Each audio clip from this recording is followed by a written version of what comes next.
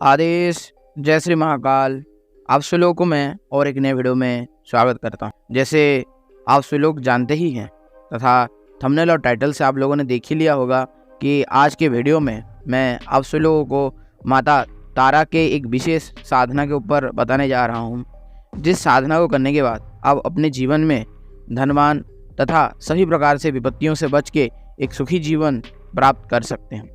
ये साधना कोई भी कर सकता है, तो वीडियो में अंत तक बने रहिएगा और ध्यानपूर्वक देखिएगा ताकि इस चीज़ को आप अच्छे से समझ पाएँ और अपने जीवन में इस साधना से लाभ उठा पाएँ। भगवती तारा जगदम्बा के 10 महाविद्या रूप हैं जो तंत्र में मुख्य माने गए हैं। उन्हीं 10 महाविद्या रूप में से भगवती तारा जो है वो अन्यतम है। इन्हीं तारा को भगवती महोग्र तारा, एक जटा, नील सरस्वती आदि के नामों से जाना जाता है। इनको द्वितीय महाविद्या भी कहा जाता है। कहते हैं कि भगवती तारा जो हैं ये भगवती महाकाली की छाया हैं। जब तंत्र शास्त्र इसके ऊपर प्रकाश डालते हैं तो कहते हैं कि निराकार विग्रह जब साकार होता है, अर्थात जो निराकार विग्रह ब्रह्म जब साकार अवतार लेता है तब वो परा प्रकृति रूपिणी महाकाली रूप बनता है और उन्हीं महाकाली रूप की जो संपूर्ण छाया शक्ति हैं वो तारा कही जाती हैं। इन्हीं तारा को अत्यधिक उग्र रूप में साधक उपासना करने पर इनसे विविध प्रकार की गोपनीय तंत्र सिद्धियों को प्राप्त करते हैं। भगवती का जो रूप है वो अत्यधिक उग्र है। कहते हैं भगवती शव के ऊपर विराजित है और वो जो शव है वो एक ब्राह्मण का शव है। अपने सिर के ऊपर नाक के आभूषण तथा अर्धचंद्र तथा हाथ में खड्ग और करतरी, नील पद्म आदि को धारण किए भगवती का विग्रह अत्यधिक उग्र है। इतना उग्र विग्रह होने के बावजूद भी भगवती अपने भक्तों के लिए ममतामयी है तथा संपूर्ण कल्याण प्रदान करने वाली है। जो साधक दीक्षित हैं वो भगवती की साधना विशेष पंचमकार, कारण और मत्स्य आदि देखिए उनका पूजन उपासना करते हैं। चाहे वो वामापंथी से करते हों, चाहे श्मशानस्थ होके वीराचार पद्धति से करते हों, दोनों करके भगवती के जो साधक होते हैं वो उनको प्रसन्न करके उनसे वर की प्राप्ति करते हैं। उसी तरह से भगवती का एक साधना होता है जो कोई भी साधारण मनुष्य अपने घर के अंदर रह के कर सकता है और अत्यधिक कम समय में भगवती का कृपा पात्र बन जाता है। कहते हैं जिसके ऊपर भगवती तारा प्रसन्न हो जाए उसका जीवन एकदम सुधर जाता है। सभी प्रकार की सिद्धियां उस साधक के चरणों में पड़ी रहती हैं। सभी प्रकार की गोपनीय से गोपनीय विद्याएं उसके पास रहती हैं, क्योंकि भगवती को नील सरस्वती भी कहा जाता है। तो नील सरस्वती होके साधक को भगवती अत्यधिक गोपनीय से गोपनीय ब्रह्मांड का ज्ञान और तंत्र का विज्ञान देती हैं, जिससे साधक उस ज्ञान को लेकर सिद्धि प्राप्त करता है। साथ ही साथ जब भगवती अत्यधिक प्रसन्न हो जाती हैं तब भगवती को धन वर्षिणी भी कहते हैं। इसीलिए जब भगवती अत्यधिक साधक के ऊपर प्रसन्न हो जाती हैं तो साधक को अन्न धन से भर देती हैं। उसके जीवन में किसी प्रकार की कमी नहीं होती। साधक जिस क्षण जिस प्रकार की इच्छा करता है उसी प्रकार की जो इच्छा की पूर्ति भगवती तत्क्षणात अपने साधक के लिए कर देती हैं और उसको एक समृद्धिमय जीवन देके अंतर्गत मुक्ति प्रदान करती हैं। चाहे दीक्षित हो या फिर अदीक्षित हो, साधक भगवती की उपासना करके सिद्धियां हासिल करते ही हैं। और इसी चीज़ को लेके आज मैं आप लोगों को भगवती की एक छोटी सी साधना विधान बता रहा हूँ। इस साधना को कोई भी साधक अपने घर में कर सकता है। 5 दिवसीय साधना है और आसानी से, चाहे आप दीक्षित हैं या फिर अदीक्षित हैं, दोनों में से कोई भी हैं, आप बिल्कुल इस साधना को अपने घर में कर सकते हैं। इस 5 दिन की साधना का जो प्रभाव है ये आपके भौतिक जीवन के ऊपर ज़्यादा प्रभाव देखने को मिलेगा आपको। पहला चीज़, जब इस साधना को आप करिएगा तब आपका एकाग्रता और आपके शरीर में निरोग काया आप प्राप्त करेंगे। दूसरी बात, आपका बिजनेस है, आप किसी नौकरी में हैं तो अगर नौकरी में हैं तो वहाँ पे आपका पदोन्नति और आपका जो आकर्षण शक्ति है वो बढ़ जाता है।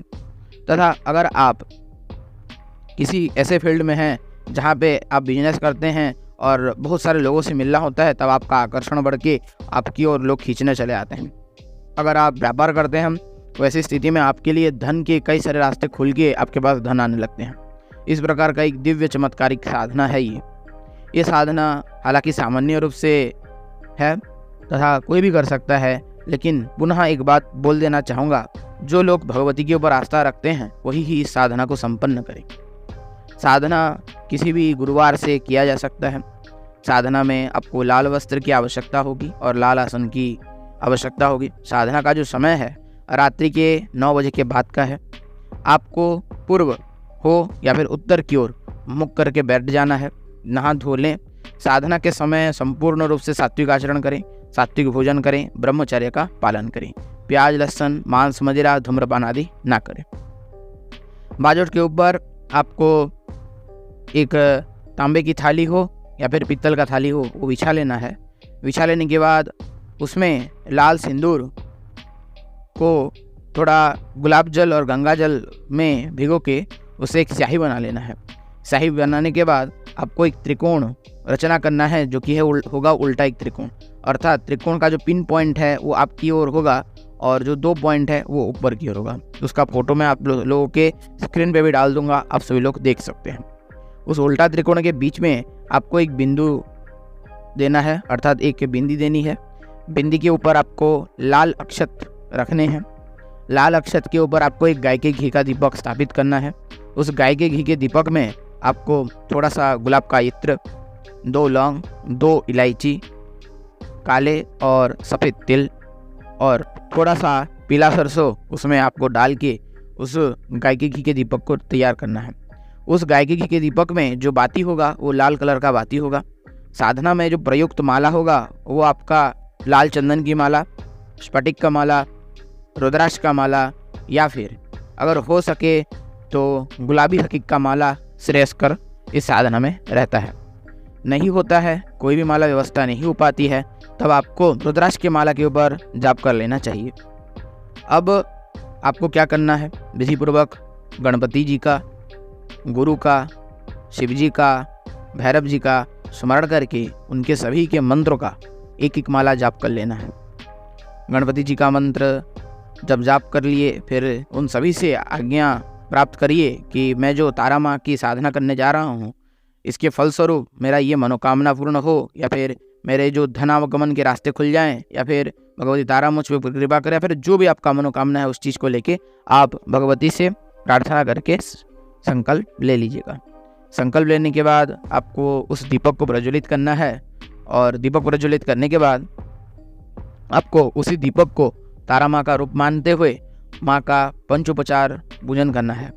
पंचोपचार पूजन करने के बाद भगवती को पान का और किसी मिष्टान्न अर्थात किसी भी प्रकार की मिठाई, चाहे दूध की मिठाई हो, चीनी की मिठाई हो, किसी प्रकार की मिठाई का और एक पान का भोग भगवती को अवश्य अर्पित करें।